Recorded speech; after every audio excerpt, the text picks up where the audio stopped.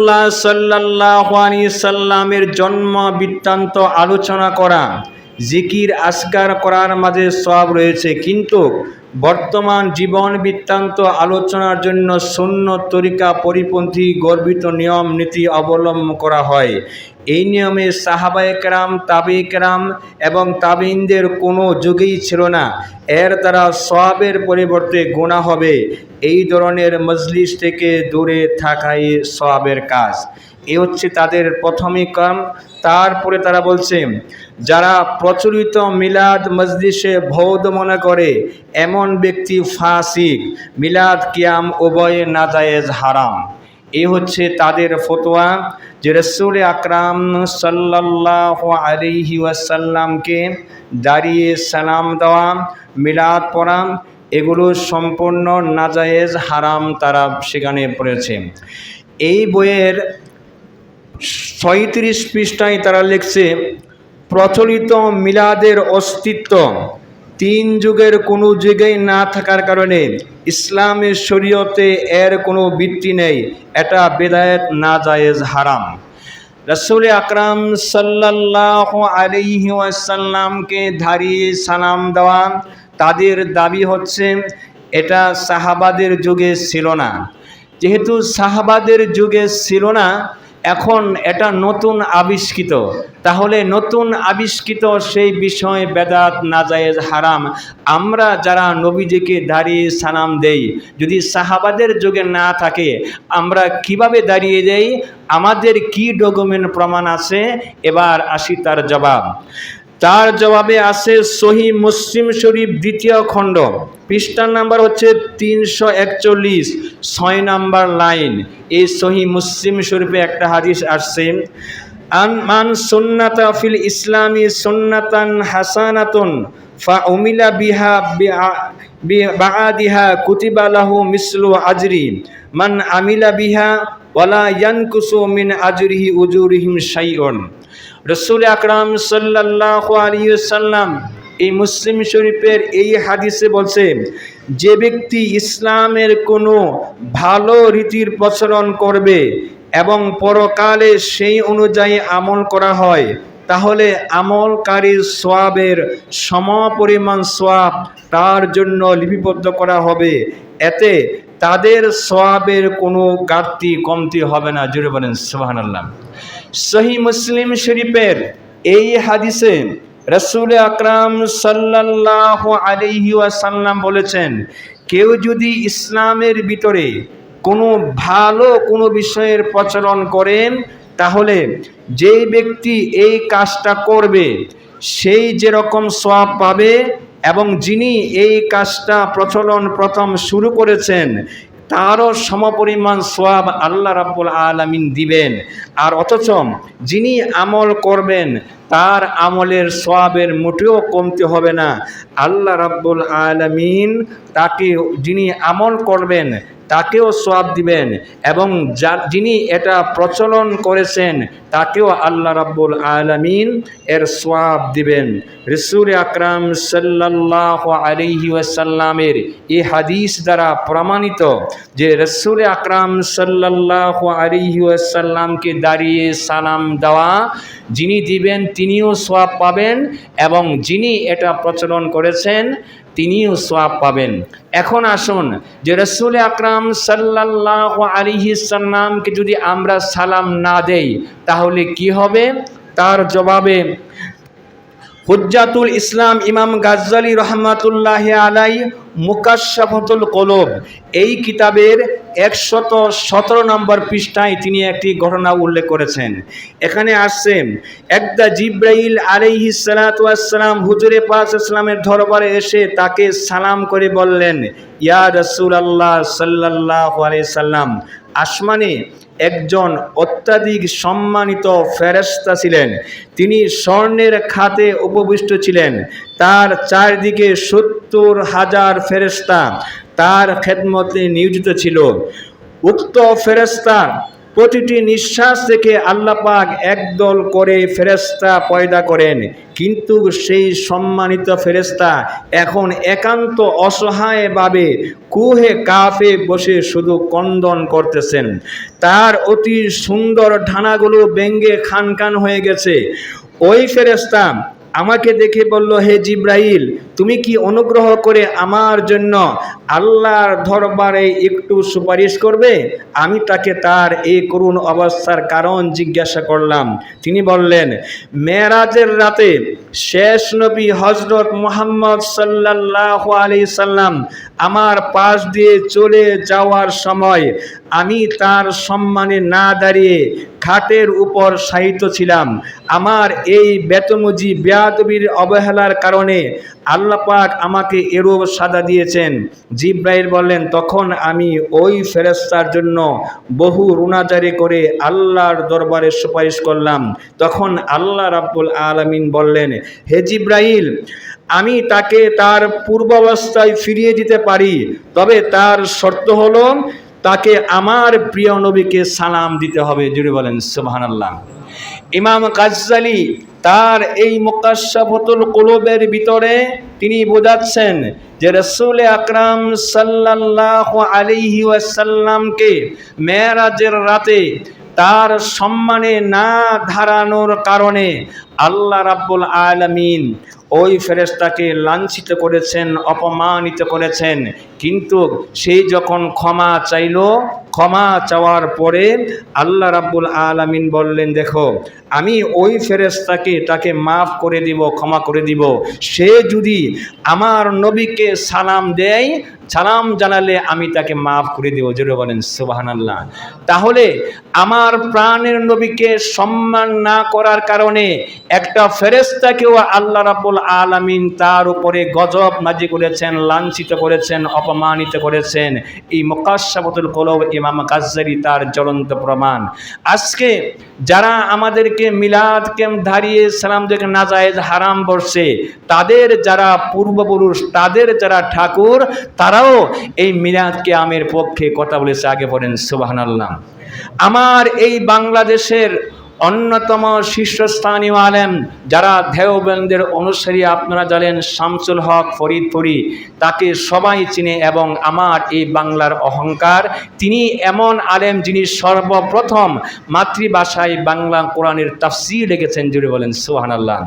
এই শামসুল হক ফরিদপুরি তার লেখা তাসাউফ তথ্য, এই তাসাউফ তথ্যের 47 পৃষ্ঠায় তিনি লিখতেছেন, আল্লামা শামসুল হক ফরিদপুরি রহমাতুল্লাহি আলাইহি, যে রাসূল আকরাম সাল্লাল্লাহু আলাইহি ওয়াসাল্লামকে সম্মান করা উম্মতের জন্য এটা ফরজ। জুড়ে বলেন সুবহানাল্লাহ। তাহলে শামসুল হক ফরিদপুরি এটা তো আপনাদেরই আলেম, দেওবন্দেরও শীর্ষস্থানীয় আলেম। তিনি আমার নবীর সম্মানকে তিনি ফরজ বলেছেন।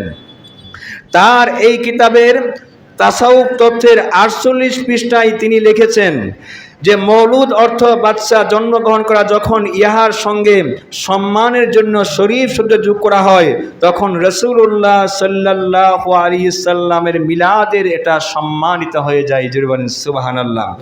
রাসূল আকরাম সাল্লাল্লাহু আলাইহি ওয়াসাল্লাম তার এই মিলাদ শরীফকে শামসুল হক ফরিদপুরি রহমাতুল্লাহি আলাইহি সাপোর্ট করেছেন।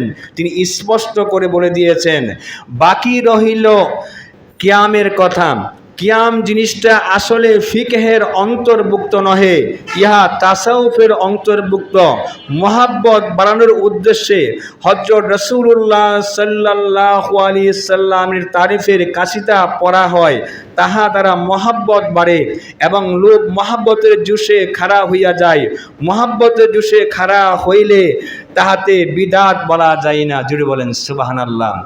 এই দেওবন্দিতে ঠাকুর শামসুল হক ফরিদপুরি তিনি বলতেছেন, কেউ যদি রাসূলকে মহাব্বত করে ভালোবেসে দাঁড়িয়ে নবীকে সালাম দেয়, এটাকে ভেদাত বলা যায় না। এই কিতাবে তিনি লিখতেছেন, তরিকতের মসজিদ সেইরূপ যদি একজন হলে গালিব হইয়া দাঁড়াইয়া পড়ে, তবে তরিকত অনুসারে সকলে দাঁড়াইয়া যাওয়া উচিত। এরূপ ফিকির জিকিরে রাসূলের মজলিসে মহাব্বতে জুসে একজন দাঁড়াইয়া গেলে সকলেই দাঁড়াইয়া যাওয়া উচিত, এটি উত্তম আদব। ইয়ার বেয়াদব বিপরীত বেয়াদবি, জুড়ে বলেন সুবহানাল্লাহ।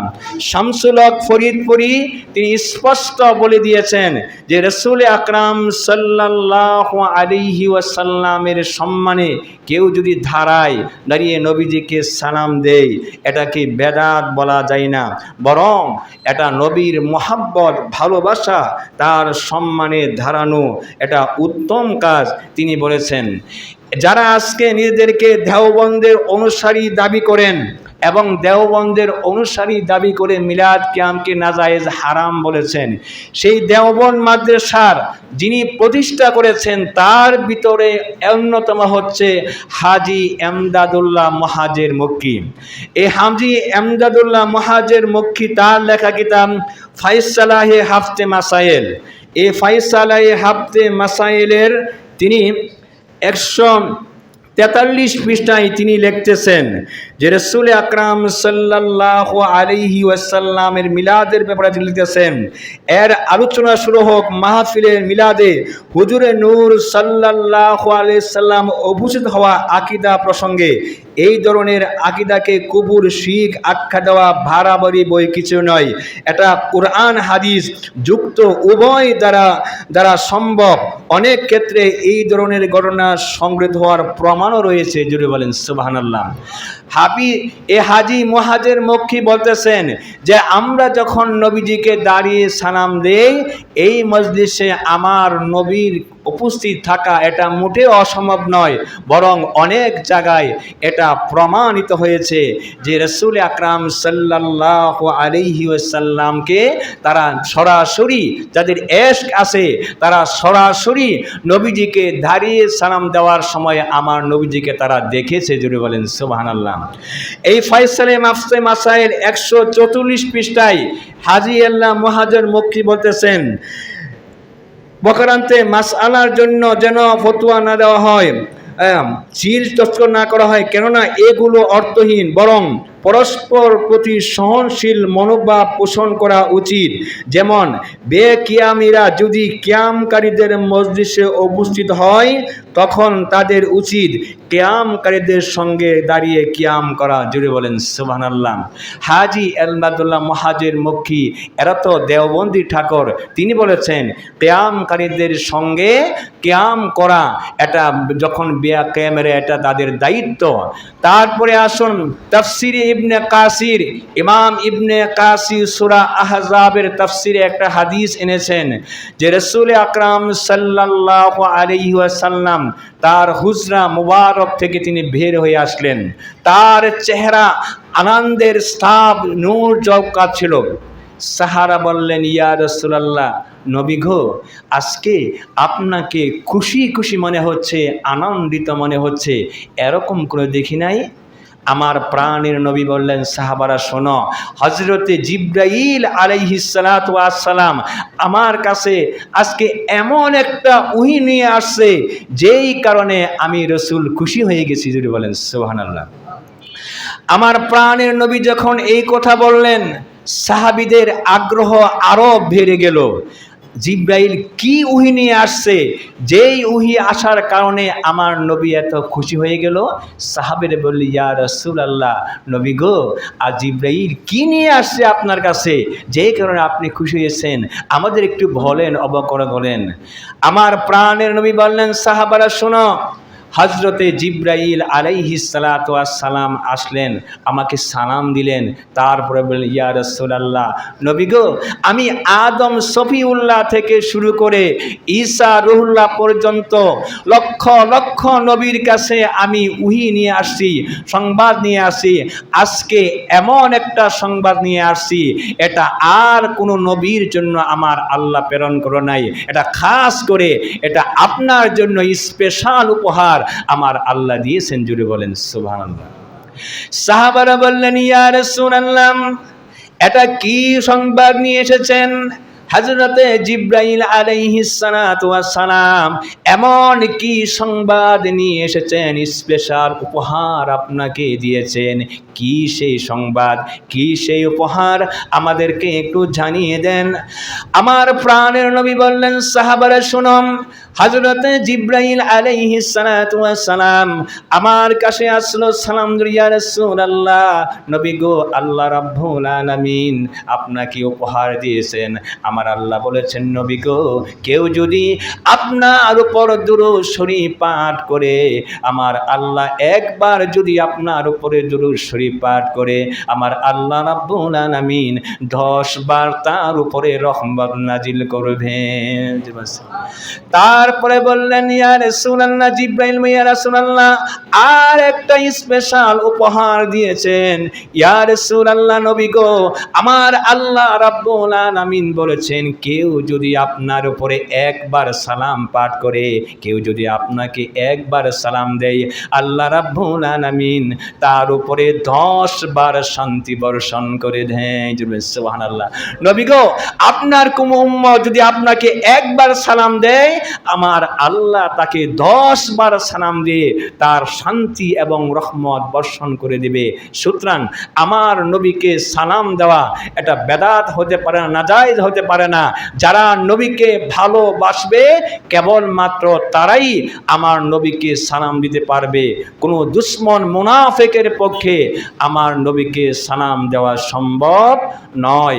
এজন্য তো আমরা বলে থাকি, মুনাফিকরা নবীজিকে সালাম দিবে না, মুনাফিকরা নবীজিকে সালাম দিবে না, সালাম দিলে মুনাফিকি আর থাকে না, সালাম দিলে মুনাফিকি আর থাকে না। আল্লাহ তাআলা বলে কোরআনে, সালাম জানাও নবীজিকে। আল্লাহ তাআলা বলে কোরআনে, সালাম জানাও নবীজিকে। ওয়াহাবি নসিধির ধলেরা চোখে দেখে না, মুনাফিকরা নবীজিকে সালাম দিবে না, সালাম দিলে মুনাফিকি আর থাকে না, মুনাফিকরা নবীজিকে সালাম দিবে না। নবীর সালাম বিদাত বলে, ঈমান আমল লুণ্ঠন করে। নবীর সালাম বিদাত বলে, ঈমান আমল লুণ্ঠন করে। রোজ হাসরে নবী ছাড়া উপায় থাকবে না, রোজ হাসরে নবী ছাড়া উপায় থাকবে না। মুনাফিকরা নবীজিকে সালাম দিবে না, সালাম দিলে মুনাফিকি আর থাকে না, মুনাফিকরা নবীজিকে সালাম দিবে না। আল্লাহ পাক কোরআনে বলেছেন, ইয়া আইয়ুহাল্লাযিনা আমানু, হে ঈমানদাররা, তোমরা আমার নবীকে সালাম জানাও। যারা ঈমানদার তারাই কেবল আমার নবীকে সালাম দিতে পারবে। যাদের ঈমান নাই, মুনাফিক, তাদের পক্ষে সম্ভব নয় আমার নবীকে সালাম দেওয়া। এজন্য এই মুনাফিকদের চক্রান্ত থেকে আমাদেরকে অ্যালার্ট থাকতে হবে, সতর্ক থাকতে হবে। আমরা যেন আমার রসুলকে ভালোবাসতে পারি, কবরে নবীকে পাই, হাসরে নবীকে পাই, জান্নাতে নবীকে পাই। আমরা যেন নবীর খাঁটি উম্মত হয়ে হাসরের ময়দানে উঠতে পারি। আল্লাহ রাব্বুল আলামিন আমাদের সকলকে সে তৌফিক দান করুন। সকলে পড়ছে আমিন। ওয়া আখির দাওয়ানা ওয়া মা আলাইনা ইল্লাল বালাগ।